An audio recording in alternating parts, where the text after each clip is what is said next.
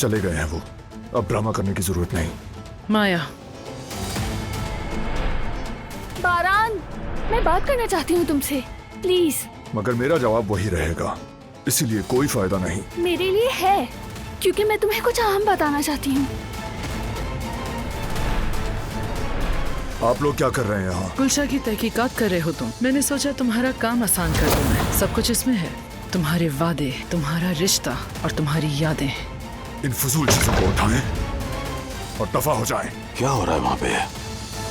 मैंने तुम्हें एक बाइज्जत औरत समझा था दिलान। तुमने इसके बारे में सब कुछ जानने के बावजूद भी यहाँ रहने का फैसला कैसे कर लिया?